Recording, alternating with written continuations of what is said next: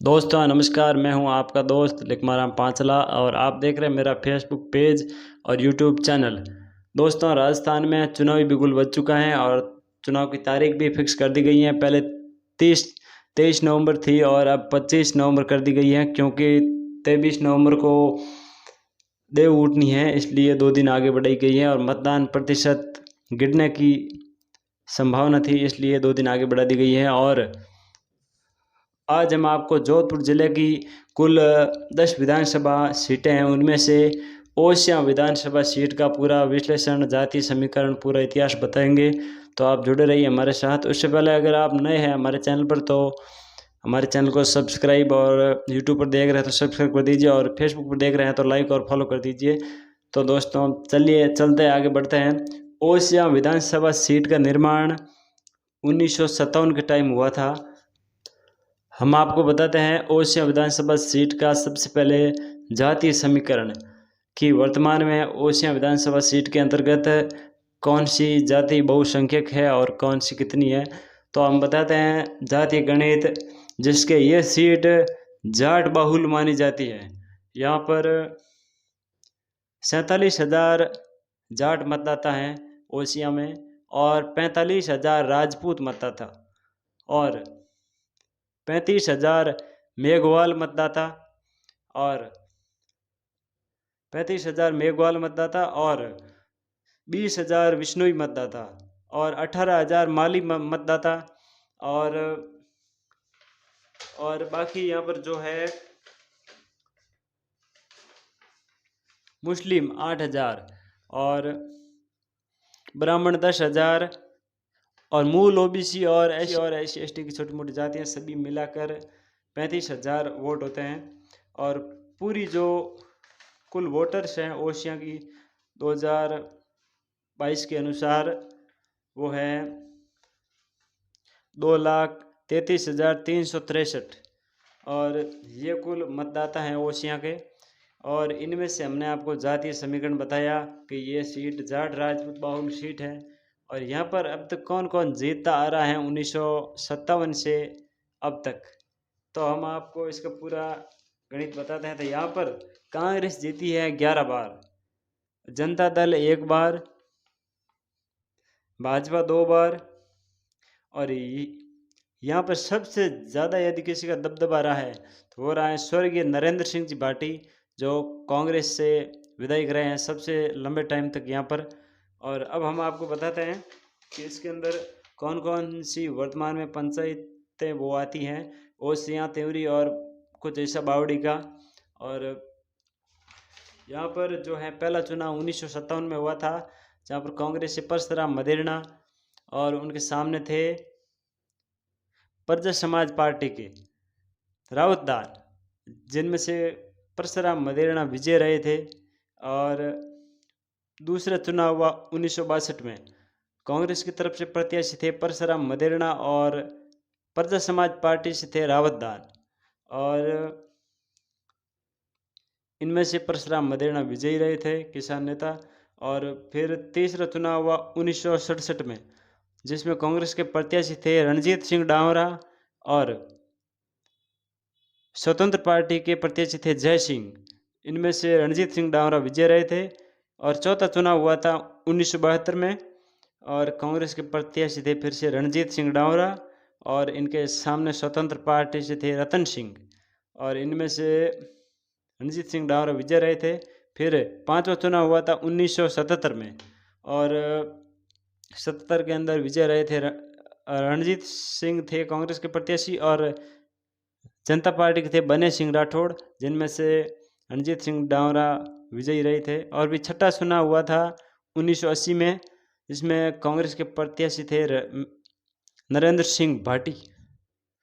नरेंद्र सिंह भाटी 1980 में पहला चुनाव लड़े थे, और इनके सामने थे कांग्रेस यू से बदन सिंह, और बने सिंह थे जनता पार्टी से। इन तीनों में से नरेंद्र सिंह भाटी कांग्रेस से विजय रहे थे। फिर 1985 में हुआ सातवां चुनाव के अंदर कांग्रेस के प्रत्याशी थे नरेंद्र सिंह भाटी, और निर्दलीय थे रणजीत सिंह डावरा। इनमें नरेंद्र सिंह भाटी विजय रहे। और 1980 के अंदर नरेंद्र सिंह भाटी थे कांग्रेस के प्रत्याशी और जीत हासिल की थी उनके, और विधायक बने थे राम नारायण बिश्नोई। और फिर 1993 में कांग्रेस के प्रत्याशी थे नरेंद्र सिंह भाटी, और ये 9वां चुनाव था विधानसभा का ओडिशा में। और उनके सामने थे बीजेपी से राम नारायण बिश्नोई, जिसमें नरेंद्र सिंह भाटी विजयी रहे थे। और फिर 10वां चुनाव हुआ था 1980 में, कांग्रेस की तरफ से नरेंद्र सिंह भाटी और बीजेपी ने नए चेहरे को उतारा था, राघवेंद्र प्रताप को, और मोहनलाल बिश्नोई निर्दलीय थे, और इनमें नरेंद्र सिंह भाटी विजय रहे थे। और 11वां चुनाव हुआ था 2003 में। यहाँ पर नरेंद्र सिंह भाटी थे कांग्रेस के प्रत्याशी, और भारतीय जनता पार्टी के थे बन्ने सिंह। और जो ये बन्ने सिंह की यहाँ पर विजय रही थी। और फिर जो 11वां चुनाव हुए, फिर 2008 में परिसीमन हुआ। कुछ जो इलाका है ओसियाँ का वो लोआउट के अंदर मिला लिया गया, चाडी आदि एरिया और मंगलीवाटी क्षेत्र। फिर परिसीमन के बाद पहला चुनाव हुआ तो ये सीट हो गई जाट बाहुल्य। पहले ये राजपूत बाहुल्य सीट थी, और परिसीमन के बाद ये जाट बाहुल्य सीट हो गई। और कांग्रेस से प्रत्याशी थे महिपाल मदेरणा, परशुराम मदेरणा के पुत्र थे। और निर्दलीय थे शंभू सिंह खेतासर, और बीजेपी से थे राम नारायण बेड़ा, और बीएसपी बहुजन समाज पार्टी से थे चंद्र प्रकाश देवड़ा। ये चौतरफा मुकाबला था, और इनमें महिपाल मदेरणा विजयी रहे थे। और 2013 का 13वां चुनाव हुआ था 2013 में, जिसमें कांग्रेस की प्रत्याशी थी लीलम मदेरणा, और बीजेपी ने यहाँ पर भैराराम सियोल को टिकट दिया, और बीजेपी ने विजय हासिल की। और 2018 में कांग्रेस के प्रत्याशी दिव्या मदेरणा और बीजेपी के थे भैराराम सियोल, और जबकि राजपूत समाज के महेंद्र सिंह भाटी ने बगावत कर ली, जबकि उनको टिकट नहीं मिला कांग्रेस और बीजेपी से, और वो कांग्रेस के बागी थे, लेकिन नुकसान उन्होंने किया बीजेपी का, और बीजेपी हार गई। महेंद्र सिंह भाटी को लगभग 34-35 हज़ार वोट मिले अनुमानित, और दिव्या मदेरणा को विजय मिल गई 27,590 वोटों से। और अब 2023 के अंदर विधानसभा का चुनाव है, और यहाँ से कांग्रेस के प्रत्याशी दिव्या मदेरणा फिक्स मानी जा रही है। लेकिन बीजेपी में बहुत सारे चेहरे हैं, अभी कुछ कह नहीं सकते कि कौन चेहरा होगा बीजेपी का। बीजेपी के अंदर अभी भैराराम सियोल, शंभू सिंह खेतासर, महेंद्र सिंह भाटी, राम निवास मंडा, नारायण राम चौधरी पांचला, खियाराम डौकिया, और भी कुछ चेहरे हैं। ये सभी दौड़ में है, पता नहीं बीजेपी से किसको टिकट मिलेगा। तो आप भी कमेंट करके बताइए कि इस बार कौन जीत सकता है।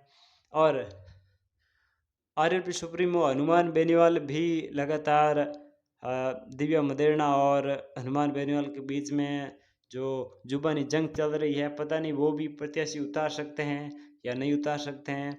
आरएलपी के अगर कैंडिडेट उतरता है तो ओसियां से एक ही मजबूत कैंडिडेट दिखाई दे रहे हैं अभी तो, और वो है पूर्व प्रधान भोमाराम जी चौधरी, और वही हो सकते हैं आरएलपी के, यदि आरएलपी कैंडिडेट उतारती है तो।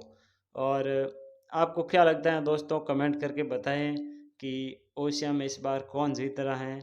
और आप हमारे चैनल को लाइक, फॉलो और सब्सक्राइब ज़रूर करें। नमस्कार मित्रों, धन्यवाद। आगे मिलते हैं अगले वीडियो में।